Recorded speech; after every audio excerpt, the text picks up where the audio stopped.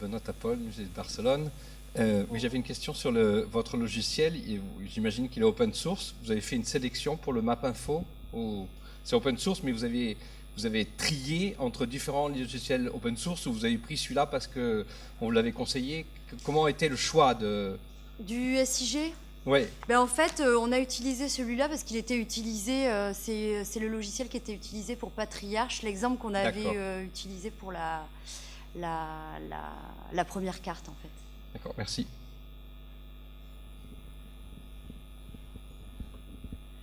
Bonjour, moi je voulais savoir, comme on a vu qui était diplômé dans la salle, qui est membre du Bouclier Bleu? Véronique Milande, qui est membre du Bouclier Bleu? Levez le doigt.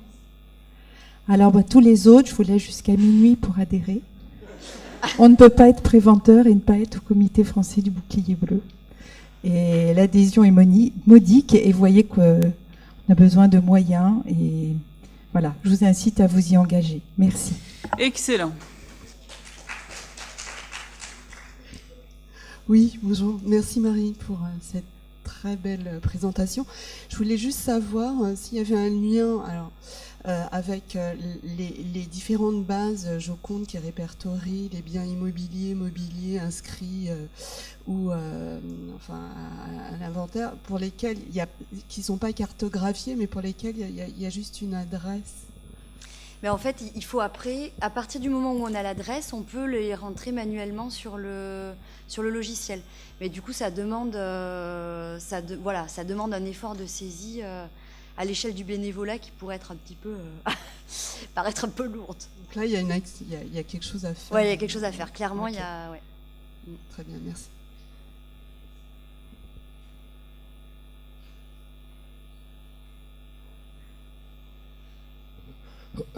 Je crois que le Bouclier Bleu a été créé dans les années 93-94. 96, oui. Qu'est-ce que, depuis 96, le Bouclier Bleu a fait pratiquement? C'est une question. Non, parce que c'est censé protéger le patrimoine. Alors, j'aimerais savoir s'il y a eu une opération au niveau national, au niveau européen, au niveau international, parce que on en parle, mais moi, j'ai jamais entendu une réalisation.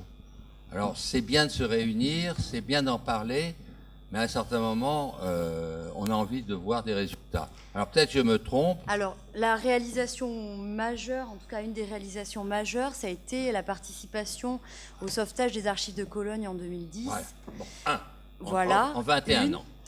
La deuxième, ça a été une participation qui malheureusement n'a pas pu aboutir, pas forcément, pour des raisons plutôt géopolitiques dans le cadre du tremblement de terre en Haïti. Et puis après, les réalisations qu'on fait, c'est pas forcément des réalisations internationales, c'est des réalisations au quotidien qui sont de la réalisation de plans d'urgence, d'entraide et de solidarité entre les institutions sur la rédaction des plans d'urgence. Et je pense que c'est vraiment là le point fort du Bouclier Bleu sur le maillage territorial des institutions face aux risques majeurs pour pouvoir rentrer dans des démarches de résilience. On s'aperçoit que quand on a des problématiques de sinistres. L'essentiel, c'est certainement d'avoir un plan d'urgence efficient plutôt que d'appeler le Bouclier Bleu, qui mettra probablement du temps à venir, etc. Si on a déjà le document qui permet de faire face aux sinistres, c'est, de notre point de vue, le premier élément de la gestion de crise. Merci, je pensais que le Bouclier Bleu, c'était l'Arlésienne. Et donc, je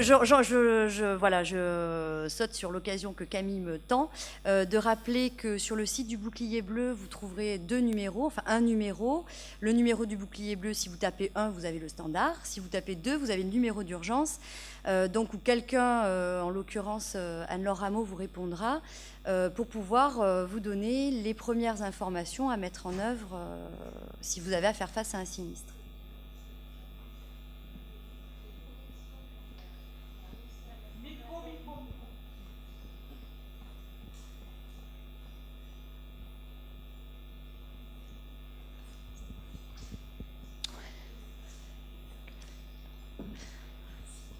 je rajouterais aussi quand même ce que tu montrais, le plan du patrimoine. Tout ça, c'est aussi les demandes qui ont émané du ministère de l'écologie, justement, pour pouvoir faire prendre en compte le patrimoine culturel qui était quand même complètement oublié, notamment dans la directive européenne risque inondation, tout ça. Et ça a été aussi un énorme travail fait par le bouclier bleu de s'intégrer dans ces autres institutions, etc., pour pouvoir faire prendre en compte le risque patrimoine. Présente-toi. Pardon, Caroline Lafont, membre du Bouclier Bleu aussi, et Bibliothèque nationale. Juste par rapport aux actions, je crois que lors des Sandra Isakovic, présente-toi aussi. Sandra Isakovic, lors des dernières inondations, enfin de l'année dernière, je crois que le réseau du Bouclier Bleu a été très utile pour recueillir des informations, rassembler des équipes qui sont intervenues sur site lors des inondations. Donc rien qu'en ça, cette action-là, c'est quand même hyper intéressant au niveau local, je pense.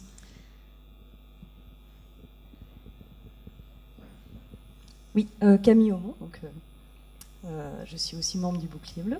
Juste encore un tout petit, mais pas des moindres, dans nos actions au niveau local, c'est plutôt là qu'on est le plus concret. Enfin, non, je ne vais pas dire qu'on est le plus concret. En tout cas, ça marche pas mal. On a aussi organisé un exercice incendie à Muret, vers Toulouse. La section locale avait fait. Donc l'idée, c'était de faire une simulation d'un incendie avec évacuation de collection, simulation de plan d'urgence, c'est-à-dire qu'il y avait vraiment une préparation type plan d'urgence, et après on a analysé le comportement des méthodes d'extinction sur les collections. Enfin voilà, il y a eu quand même des apports concrets du Bouclier Bleu pour des institutions notamment patrimoniales. Et il y a un autre exercice qui se profile. Quoi ? Ah. Il y a une suggestion là, il faut passer à l'acte. Bah, tiens. Il y a aussi la mise en place là, qui va débuter cette année de vente de logos, justement aussi pour l'évaluation et la priorisation des collections. Alors avec différents types de logos pour prioriser la réserve la plus sensible, puis après l'unité de rangement la plus sensible jusqu'au bien culturel le plus sensible. Et ça aussi, cette mise en place de ces logos a été travaillée avec les sapeurs-pompiers notamment pour pouvoir mettre en place un logo qui soit facilement repérable dans une situation d'incendie, de fumée. Et voilà, tout ça, ça a été aussi les actions mises en place effectivement très au niveau local. Et je rajouterai la participation aux Journées du patrimoine, où tous les ans, les sections locales présentent aussi ce que le risque des différents risques, inondations, feux, etc., aussi au niveau du public, hein, de faire aussi sensibiliser le public. Ils ont aussi leur patrimoine, etc., etc. Donc la question est peut-être plus, pour répondre à Gaëlle, une question de communication qu'une question d'action. C'est ça ? Probablement, ouais. Oui, tout à fait. Mais s'il y a des gens qui veulent faire la communication au Bouclier Bleu, ils sont les bienvenus.